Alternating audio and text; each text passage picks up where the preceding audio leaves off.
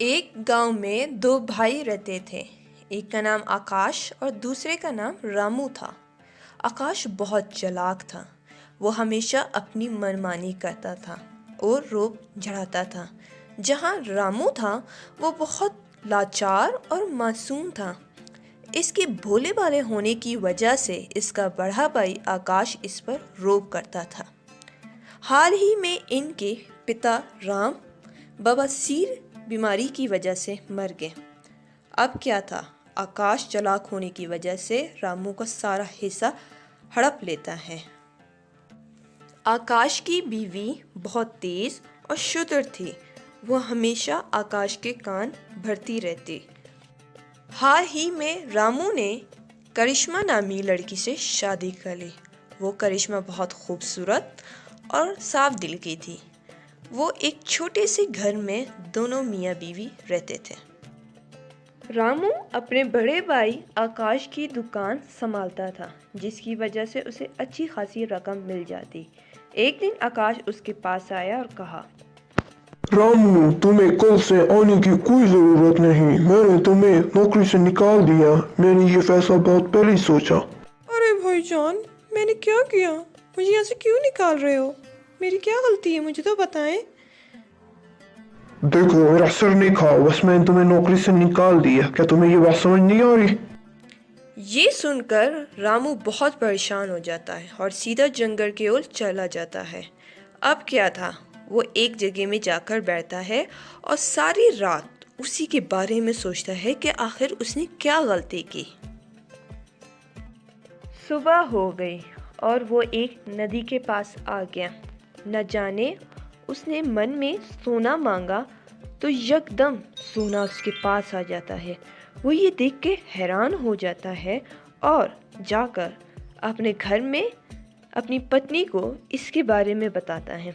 उसकी पत्नी ये सुनकर बहुत हैरान हो जाती है और उस पर उसकी बीवी बोलती है, अरे ये तो खुशी की बात है, क्यों ना हम इस सोने को बेचकर अपना कोई कारोबार करें और आकाश जैसी दुकान खोल लें।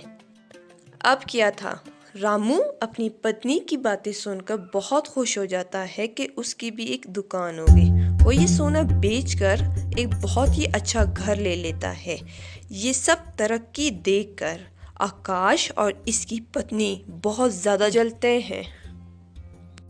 उसकी बीवी आकाश को मशवरा देती है कि वो रामू का पीछा करे। तो अगले ही रोज़ आकाश अपने भाई रामू का पीछा करता है। रामू नदी के ओर जाता है और नदी से जाकर कहता है, ए जादुई नदी, मेरी बीवी की शादी की अंगूठी गुम गई, तो मुझे तुम वो दे सकते हो? ये कह के फौरन इसकी बीवी की अंगूठी आ जाती है और वो जाकर अपनी बीवी को वो अंगूठी देता है। उसकी बीवी ये देखकर बहुत खुश हो जाती है। आकाश रामू की सारी बातें सुनकर अपनी पत्नी को जाकर बताता है। इस पर इसकी पत्नी इसे कहती है कि तुम किसी तरह रामू को नदी से जाने से रोको, वरना वो और ज़्यादा अमीर हो जाएगा। तुम ऐसा करो कि जादू नदी के पास जाओ और उसे कहो कि वो रामू को या तो अपाहिज कर दे या तो मार दे।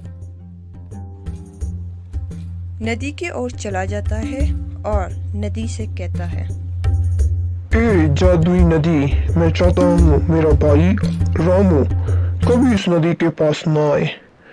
मेरा दुश्मन यानी रामू या तो मर जाए या तो अपाहिज हो जाए।